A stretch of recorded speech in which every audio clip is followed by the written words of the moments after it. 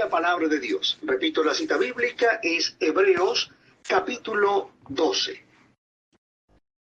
Por tanto, nosotros también, teniendo en derredor nuestro tan grande nube de testigos, despojémonos de todo peso y del pecado que nos asedia, y corramos con paciencia la carrera que tenemos por delante, puestos los ojos en Jesús, el autor y consumador de la fe, el cual por el gozo puesto delante de él sufrió la cruz, menospreciando el oprobio, y se sentó a la diestra del trono de Dios. Considerad a aquel que sufrió tal contradicción de pecadores contra sí mismo, para que vuestro ánimo no se canse hasta desmayar, porque aún no habéis resistido hasta la sangre, combatiendo contra el pecado.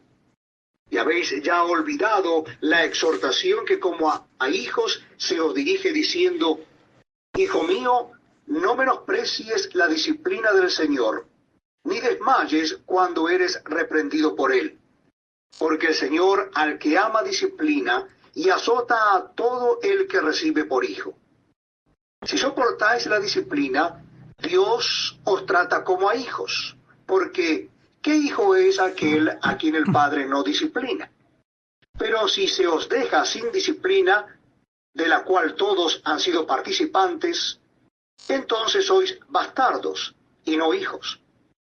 Por otra parte, tuvimos a nuestros padres terrenales que nos disciplinaban y los venerábamos. ¿Por qué no obedeceremos mucho mejor al Padre de los Espíritus y viviremos? Y aquellos, ciertamente, por pocos días nos disciplinaban como a ellos les parecía. Pero para lo que nos es provechoso, para que participemos de su santidad. Hasta aquí la lectura, hasta el versículo 10, del 1 al 10 de Hebreos 12. Y antes de empezar, vamos a pedir a nuestro amigo pastor Gustavo Melo que esté orando para iniciar el estudio bíblico de este viernes. Muy bien, amados, oremos. Padre Santo, gracias por el privilegio que tenemos de estar juntos, Señor, en comunión a través de este sistema MIT. Pido tu bendición para los hermanos que fielmente viernes a viernes nos conectamos para aprender más de tu bendita palabra. Y gracias por el estudio de este precioso libro a los hebreos. Todo esto lo pedimos por el mérito de nuestro Señor Jesucristo en la cruz. Amén. Amén. Muchas gracias. Una vez más, bendiciones y bienvenidos. Estamos comenzando el capítulo 12, Hebreos, y en su versículo 1 dice así: Por tanto, nosotros también, teniendo en derredor nuestro tan grande nube de testigos, despojémonos de todo peso y del pecado que nos asedia y corramos con paciencia la carrera que tenemos por delante. Cuando el autor nos habla de una nube de testigos, es una figura retórica que indica un grupo grande de personas. Esto incluye a grandes hombres y mujeres de Dios que nos referimos en Hebreos 11 y que tuvimos casi un mes en desarrollo. Ellos son testigos en esa gran nube. No están todos ellos, pero si vamos a lo que es el Antiguo Testamento, todos ellos son testigos. Para que la multiforme sabiduría de Dios sea ahora dada a conocer por medio de la Iglesia a los principados y potestades en lugares celestiales, conforme al propósito eterno que hizo en Cristo Jesús nuestro Señor, así nos dice Efesios 3, 10 al 11, de parte del apóstol Pablo. Estos testigos nos dan una representación de fe escritural y nos extiende a cada uno de nosotros aquello que Jesucristo es el mismo ayer, hoy y por los siglos. Así nos dice Hebreos 13, 8.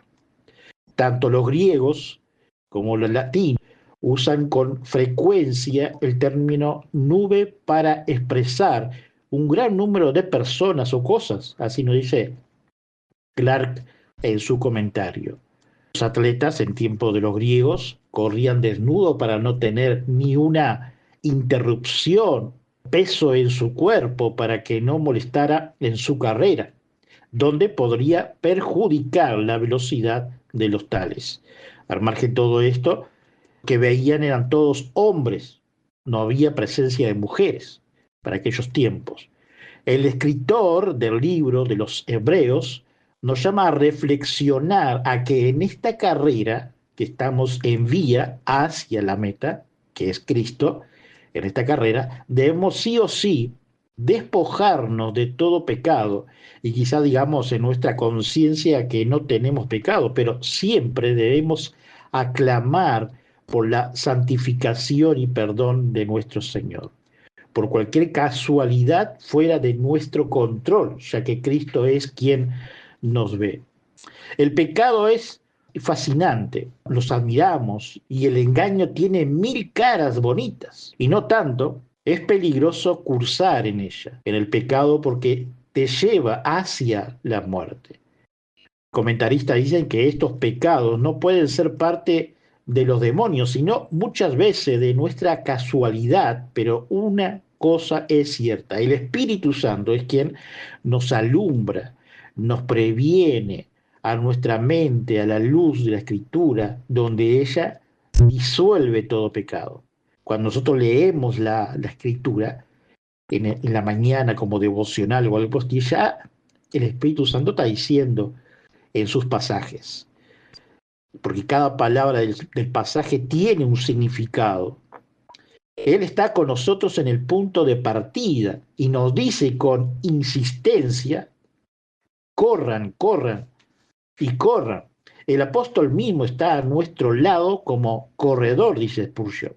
En cada uno de sus escogidos, el Señor puso en nosotros una carrera hacia Cristo, donde solo Él sabe los altibajos que tendremos, las curvas y cuántos años serán esa carrera para abrazar la meta en Cristo, con la ayuda del Espíritu Santo, que no significa la paciencia que se siente y se acepta las cosas, sino la paciencia que las domina. Es una determinación, una pausa y a la vez inexorable que avanza con firmeza y se niega a ser desviada, dice Berkeley en su comentario. Hagamos como el apóstol Pablo: pero de ninguna cosa hago acaso, ni estimo preciosa mi vida para mí mismo, con tal que acabe mi carrera con gozo y el ministerio que recibe del Señor Jesús, para dar testimonio del Evangelio de la gracia de Dios. Hechos 20:24. Teniendo el mismo conflicto que habéis visto en mí, y ahora oís que hay en mí, dice Filipenses 1:20, hablando siempre del apóstol Pablo. Porque quiero que sepáis cuán gran lucha sostengo por vosotros y por los que están en la Odisea y por todos los que nunca han visto mi rostro. Colosenses 2:1. Porque vosotros mismos sabéis, hermanos, que nuestra visita a vosotros no resulta vana. Primera de Tesalonicenses 2:1. Pelea la buena batalla de la fe, echa mano de la vida eterna, a la cual asimismo fuiste llamado, habiendo hecho la buena profesión delante de muchos testigos. Una vez más dice el apóstol Pablo, refiriéndose también a lo que el libro de los Hebreos nos ha referido. Este texto que hemos leído anteriormente, 1 Timoteo 6:12. He peleado la buena batalla, he acabado la carrera, he guardado la fe. Segunda de Timoteo 4:7. Dios quiera que en su tiempo podamos decir eso. Y puesto los ojos en Jesús, el autor y consumador de la fe, el cual por el gozo puesto delante de él sufrió la cruz, menospreciando el oprobio, y se sentó a la diestra del trono de Dios. Hemos leído el versículo 2 del capítulo 12 de Hebreos, continuando con el estudio. Jesús padeció en la cruz, donde su cuerpo ya venía maltratado por los 40 latigazos, donde el látigo era más de 10 cordones gruesos de cuero con una terminación de metal, donde al caer en el cuerpo de Jesús y en cada cristiano que pasaba por ese método desgarrador de la mano de soldado romano, desgarraba el cuerpo, sacaba pedazos de él. Cristo soportó todo por causa de cada uno de nosotros, pasado, presente y futuro. El Señor no desea que las manos de su pueblo cuelguen y sus rodillas se debiliten. Por eso en este pasaje, como muchos otros, administra remedios de gracia. Entre los demás, nos invita a considerar a su propio Hijo amado, dice Spurgeon. ¿Desmayaremos bajo nuestra pequeña aflicción cuando Él soportó tan bien bajo sus pesadas cargas?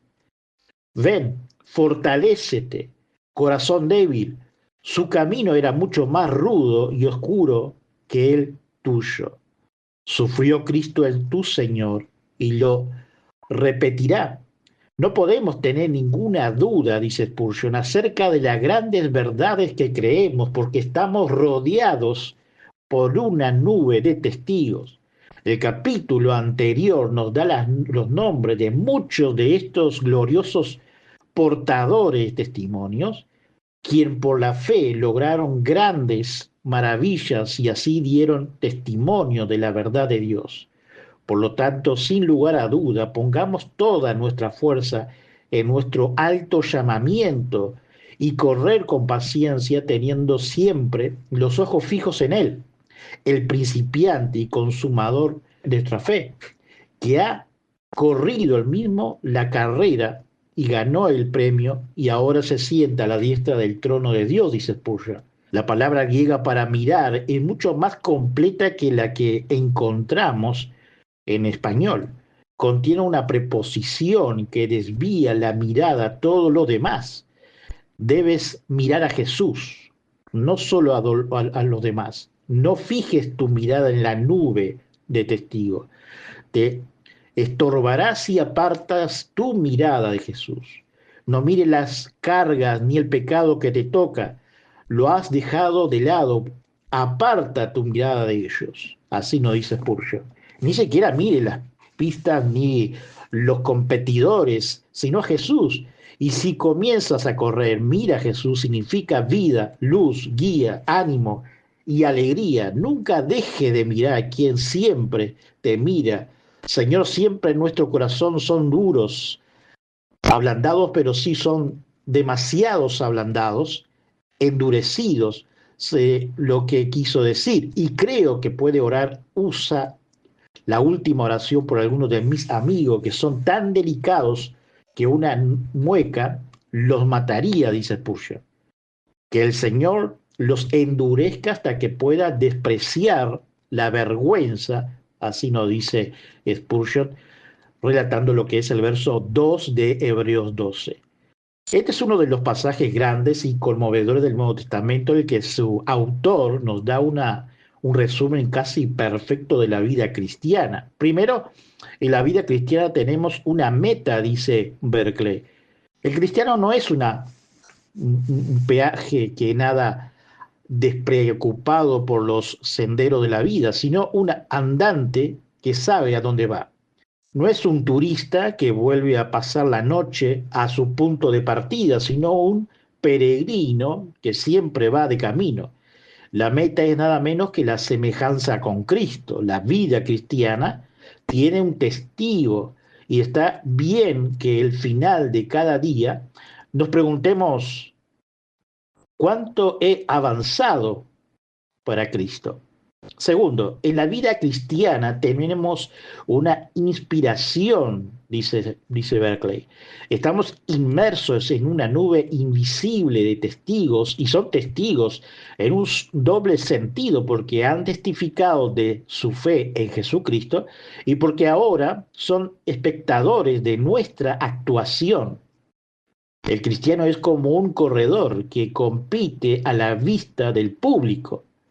Cuando está echando el resto, los espectadores le miran con interés y esos espectadores son los que han ganado la corona en ocasiones anteriores.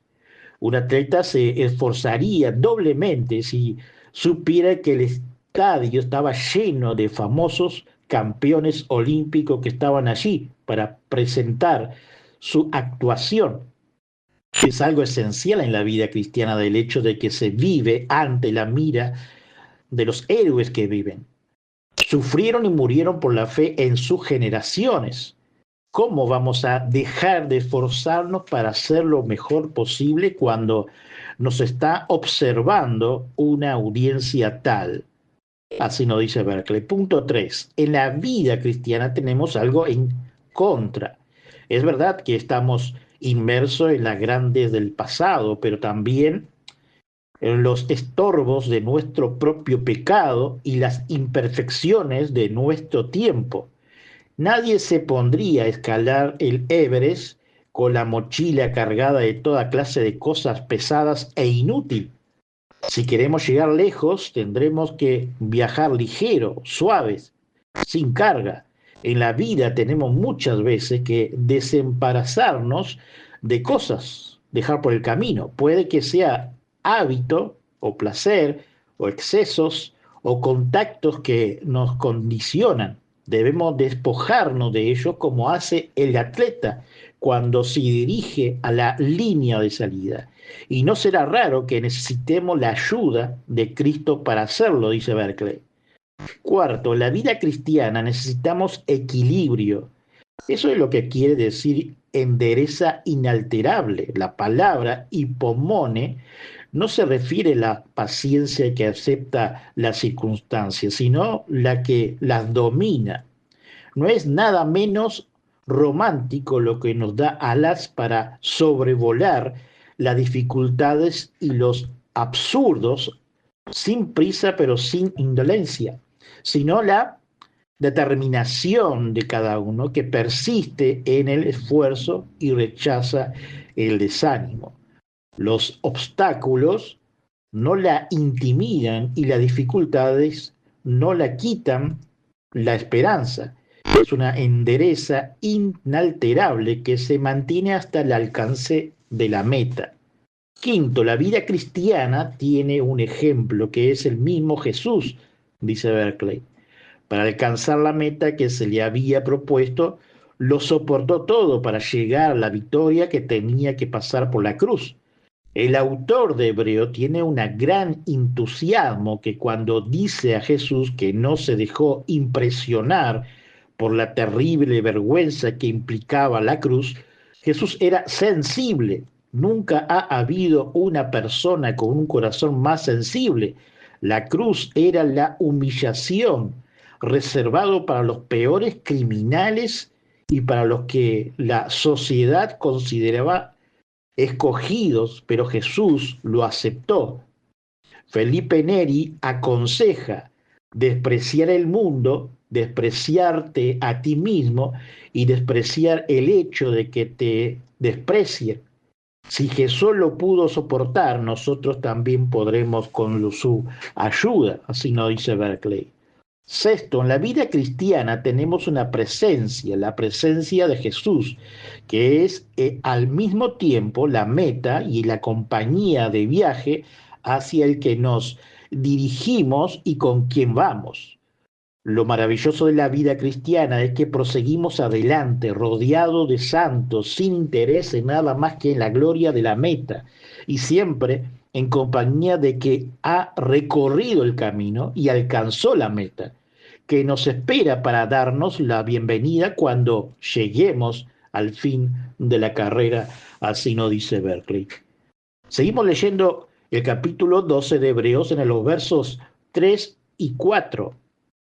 Considerad aquellos que sufren tal contradicción, pecadores, contra sí mismos, para que vuestro ánimo no se canse hasta desmayar, porque aún no habéis resistido hasta la sangre, combatiendo contra el pecado.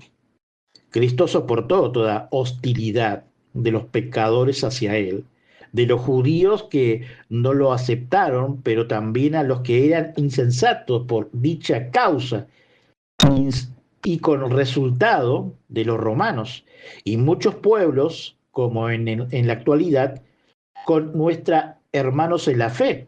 Cristo soportó. Como ejemplo, ¿de Nazaret puede salir algo bueno? Usted ponga cada ciudad en que vive. Segundo, los líderes religiosos constantemente intentan atraparlo y avergonzarlo. En nuestro caso, congregaciones o líderes que no profesan la misma fe y doctrina sana descreditan la evangelización en Cristo que pregonamos. Tercero, mintieron sobre Jesús. Decían que era un borracho y un glotón. ¿Cuántas veces recibimos calumnias y solamente en Cristo, en su tiempo, será revelada la verdad y los transgresores serán sucumbidos en su propia mentira? Cuarto, fue traicionado por uno de sus propios discípulos. Siempre entre nosotros debemos de pastorear como Cristo encomendó, con la verdad y alertar a verlas así con la amenaza que podríamos será aparte por medio del Espíritu Santo. Quinto, muchos se burlaron de él y lo golpearon. En nuestras vidas somos golpeados por vicisitudes de la vida personal y de nuestros alrededores. Su propio pueblo gritó contra él, crucifiquen. Esto es un aporte de Gussi David como comentario. Y si hijos, también herederos, herederos de Dios y coherederos con Cristo, si es que padecemos juntamente con Él, para que juntamente con Él seamos glorificados, dice Romanos 8:17. El autor de Hebreo usa dos palabras muy gráficas cuando habla de desmayar o aflojear. Son las que usa Aristóteles refiriéndose a un atleta que se deja caer en el suelo de puro agotamiento después de alcanzar la meta. Así es que aquí se nos dice, no os rindáis ante el tiempo, no os hundáis hasta que haya pasado la línea de meta. Para animar a sus lectores, usa dos argumentos. Primero, para ellos la contienda cristiana no había llegado al punto de sacrificar la vida, dice Berkeley. Cuando habla de resistencia hasta la sangre, usa la misma frase que los líderes macabeos cuando le decía a sus tropas que lucharan hasta la muerte. El autor de Hebreos se lo dice a su lector, comenta Moffat, no para echarle nada en cara, sino para avergonzarlos, cuando pensaron en lo que los héroes de la pasada habían pasado para hacer su fe posible, no se sumaron en la pasividad ni se arrastraron ante el conflicto. Segundo, los exhorta a que compare lo que tiene que sufrir con lo que sufrió Jesús, dice Berkeley. Él abandonó la gloria que le pertenecía, se sumió en todas las estreches de la vida humana, se arrastró a la hostilidad de los hombres, por último, dio su vida en la cruz. Así que de hecho el autor de Hebreos demanda, ¿cómo te atreves a comparar lo que tiene que sufrir con lo que sufrió Jesús? Él lo hizo todo por ti. ¿Qué estás tú dispuesto a hacerlo por él? Estos dos versículos subrayan lo que costó de la fe cristiana, dice Berkeley. Costó la vida de los mártires y costó la vida del Hijo de Dios. Una cosa que ha costado tanto no se puede tomar a la ligera. Una herencia así no se puede transmitir contaminada. Estos dos versículos expresan la demanda que recibe todo cristiano, dice Berkeley. Muéstrate digno del sacrificio que hicieron por ti tanto hombres y Dios mismo, dice Berkeley. Apenas ha llegado al golpe y hematomas todavía ciertamente no golpearon su sacrificio, su mente. Aún no ha habido pérdidas de sangre por Cristo. Nunca ha llegado a sudar sangre contigo como en él, ni a la muerte en una cruz, como en su caso. ¿Estará el discípulo por encima de su maestro o el siervo por encima de su señor? Dice Spurgeon. Si en la escuela dominical una clase parece inmanejable, si los niños no pueden aprender, si las niñas parecen tan aturdidas, si en la pequeña aldea los oyentes parecen tan aburridos, tan desastre, tan descuidado y tan olvidadizo, si en cualquier otra área del trabajo parece no ser apreciado, sino que reciben serios desaires, no te preocupes. Estas no son nada comparables con las contradicciones que el Salvador soportó, y sin embargo nunca se desvió y por lo tanto tú no debes desviarte, dice Spurgeon. Versículo 5 y versículo 6 de Hebreos 12.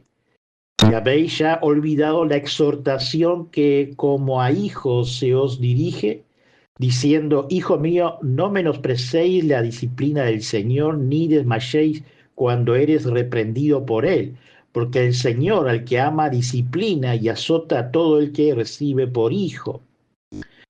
Los textos leídos son del libro de Proverbios, escrito la mayoría de ellos por el rey Salomón, con lapsos de colaboración de Adur y Lemuel. Dice, no menosprecéis, hijo mío, el castigo de Jehová, ni te fatigues su corrección, porque Jehová al que ama castiga como el padre al hijo a quien quiere. Proverbios 3, 11 y 12. Muchos cristianos de esta época se preguntaban por el tiempo difícil. Hoy es lo mismo en nuestra actualidad. Nos preguntamos el porqué de los tiempos difíciles que debemos pasarlo.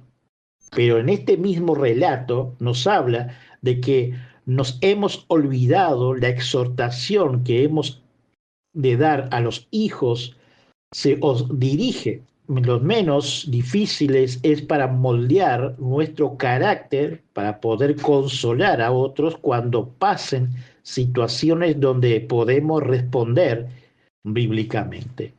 Nos dice el apóstol Pablo en su epístola que hemos también estudiado, bendito sea el Dios y Padre de nuestro Señor Jesucristo, Padre de misericordia y Dios de toda consolación, el cual nos consuela en todas nuestras tribulaciones, para que podamos también nosotros consolar a los que están en cualquier tribulación, por medio de la consolación con que nosotros somos consolados por Dios, porque de la manera que abundan en nosotros las aflicciones de Cristo, así abunda también por el mismo Cristo nuestra consolación.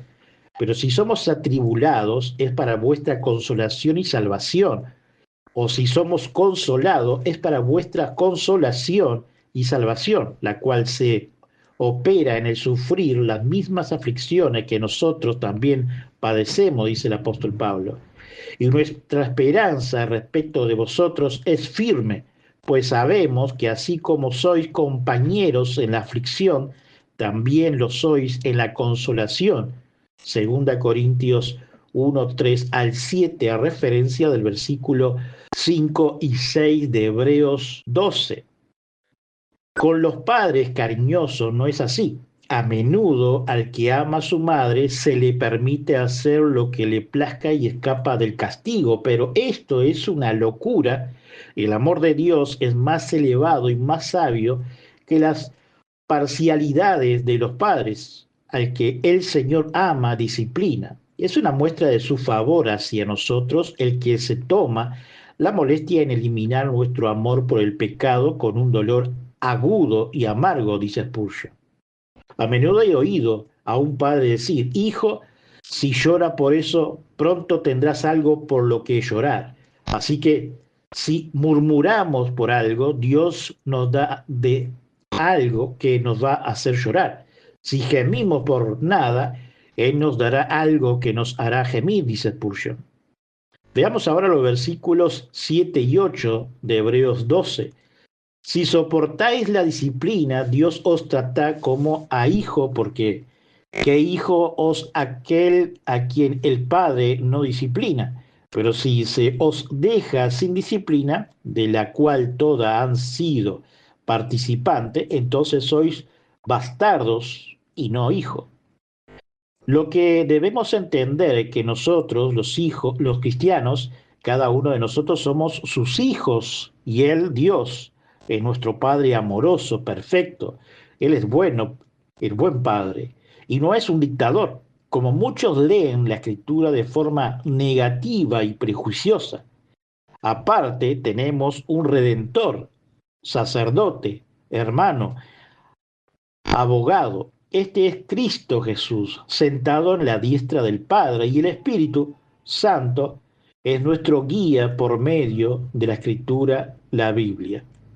Si bien nunca será llevado ante el tribunal de Dios como criminal ni castigado por su culpa, ahora se encuentra en una nueva relación, la de un hijo con su padre y con hijo. Puede ser castigado por su pecado, dice Spurgeon. Cuando se comprende esta actitud, entonces comprendemos la conexión directa y bendecida entre el discipulado y la disciplina, dice Thomas en su comentario. Como es sabido, Dios manifiesta su ira sobre el pecado y más sobre el pecador que no quiere restituirse, reeducarse por medio de la Escritura, esto por su ignorancia a la verdad. Veamos ahora el verso 9. Por otra parte, tuvimos a nuestro Padre terrenal que nos disciplinaba y lo venerábamos. ¿Por qué no obedeceremos mucho mejor al Padre de los Espíritus y viviremos? La obediencia a los padres terrenales deben ser sumisos y respetuosos, y a nuestro Padre celestial. Una de las desobediencias es no cumplir la encomienda, y más cuando es de Dios, pero no muchos lo desean porque ponen a Dios al mismo nivel a un humano, y no es así. Solo Cristo es 100% humano y Dios, pero nuestro Padre Dios, quien es superior a quien hablamos y pensamos, con la gran diferencia que somos pecadores, que no tenemos medio de ver a Dios sin su intervención, porque el hombre no puede buscar a Dios. Verso 10, llegando ya al final. Y aquí ellos ciertamente por pocos días no disciplinaban como a ellos les parecía, pero para lo que nos es provechoso, para que participemos de su santidad. Verso 10 de Hebreos 12. Nuestro Padre, dentro de la gracia en Dios, nos enseñó a respetar a ellos y los demás. Aquellos que son o fueron padres cristianos, la primordial fue cumplirlo. Lo que nos dice el principio de la sabiduría es el temor de Dios. Los insensatos desprecian la sabiduría y la enseñanza. Así nos dice Proverbio 1:7. Con la premisa de instruir, hemos leído Proverbio 22:6. La fe ve que en su peor dolor no hay nada de castigo, no hay ni uno, dice Spurgeon. La ira de Dios en él, todo es enviado por amor, dice Spurgeon a su final de este estudio. Oremos. Señor, te damos gracias una vez más por poder comprender un poco más de lo que es el capítulo 12 de Hebreos. Señor, danos sabiduría para poder comprender cada actitud que tú nos das por medio de la Escritura. Señor, también te damos las gracias por poder compartir con nuestros hermanos aquí presentes y aquellos que van a escuchar. Señor, también te pedimos por cada necesidad que tú sabes cuáles son. Señor, bendice a cada uno de nosotros aquí presente, pero también a aquellos hermanos que no han podido participar. Señor, te pedimos por las reuniones futuras, también te pedimos por las diferentes congregaciones que llevan tu sana doctrina y principalmente, Señor, a la iglesia perseguida y a la iglesia desplazada. Señor, guárdanos de toda maldad, Señor, y te agradecemos porque podemos aquí en Uruguay, como siempre lo digo, poder evangelizar y hablar de tu palabra. Señor, que podamos seguir estudiando estos textos bíblicos que tú nos has dejado y también poder desarrollar mejor. Gracias, Señor amado. Amén. Bendiciones, hermanos. Saludos a todos.